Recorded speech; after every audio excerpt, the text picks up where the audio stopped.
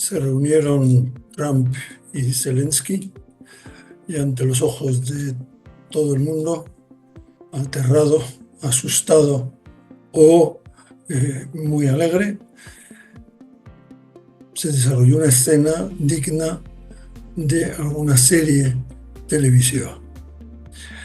La pregunta es, por una parte, ¿por qué sucedió? Hay incluso algunos medios también en Estados Unidos que insinúan que todo estaba preparado, que se trataba de escenificar precisamente la ruptura, aunque muchos otros no lo creen. La pregunta fundamental es ¿y ahora qué? ¿Ahora qué? Porque está claro que si no se recompone de alguna manera la relación, pues efectivamente Ucrania va a estar en una situación muy complicada. Desde Rusia, que suele ser bastante cerrados en su política de comunicación, ya han indicado más o menos claramente que la postura de Trump se corresponde bastante con los postulados y con la visión rusa, con la simplificación con la que se analiza el conflicto y la guerra, también desde Moscú. Y la gran pregunta es, ¿y ahora qué? Un comentario al margen también, cuando hay personajes a la cabeza de una organización, una entidad o un país que actúan de una manera bastante visceral, simplificando según simpatías y antipatías las cosas, se confía en que alguno de su entorno impulse una cierta moderación, matice, haga ver que las cosas no son tan así. En este caso es al revés. Fue el vicepresidente el que presentó los tonos más duros, más implacables, que ya había manifestado en su visita a Europa y que hace prever que no va a ser un factor de moderación, sino todo lo contrario. ¿Y ahora qué? Muchos gobernantes europeos han apoyado a Zelensky y están intentando articular un frente de ayuda propia a Ucrania por si Estados Unidos realmente se retirara. El Reino Unido, fuera de la Unión Europea, y Francia, dentro de la Unión Europea, están pilotando esa iniciativa. Se han reunido en Londres muy recientemente y ambos, los primeros ministros, el primer ministro del Reino Unido y el presidente de Francia, han estado con Trump. El análisis de la reunión de Macron con Trump es realmente fantástico, de cómo Macron, con esa elegancia que le caracteriza en el contexto internacional, llevó la contraria en cuanto a la participación, al apoyo de Estados Unidos a Ucrania.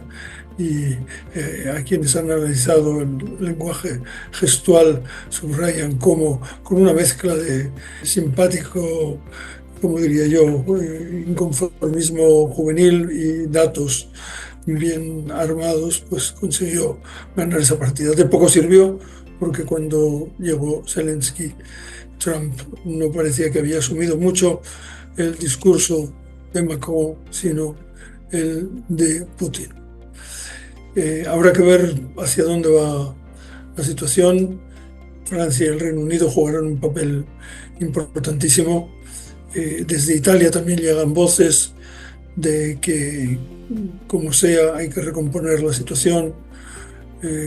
Y desde la OTAN, Mark Rutte, el neerlandés secretario general de la OTAN, con apoyo decidido a Ucrania, pero también buenas relaciones transatlánticas, es el que más claramente le ha dicho a Zelensky que cometió un error y que también va a tener que dar pasos.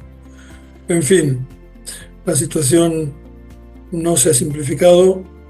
Las esperanzas de que se llegara a algún tipo de acuerdo terminaron cuando ya la delegación de Estados Unidos pidió a Zelensky que abandonara la Casa Blanca sin firmar el acuerdo para el cual en realidad había viajado. Por otra parte, hubo elecciones en Alemania. Por esta vez, más o menos, las encuestas acertaron, por lo menos en que iban a ganar los demócratas cristianos de la CDU, aunque no llegaron al 30%, que les hubiera permitido una cierta comodidad. Pero por el resultado de los partidos menores van a poder formar una coalición, la coalición con la socialdemocracia, que ya funcionó durante muchos años bajo el nombre de la Gran Coalición, porque eran los dos partidos con el voto mayoritario. Ahora ya no es así.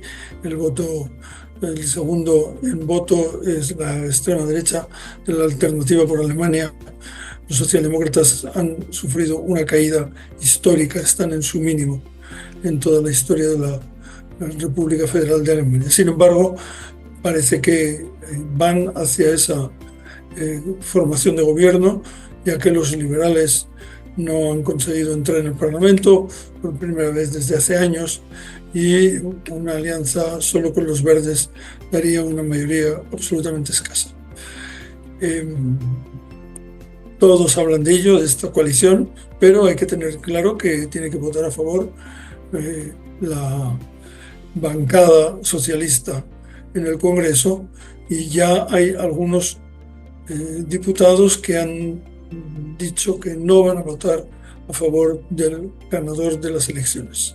Si fueran 13 o más, el proyecto de alianza entre los dos partidos no tendría la mayoría suficiente. Esto le da una posición muy privilegiada al Partido Socialdemócrata. A pesar de ese descalabro electoral, tienen en la mano negociar a la alza y conseguir que el candidato Merz ceda en muchos puntos fundamentales.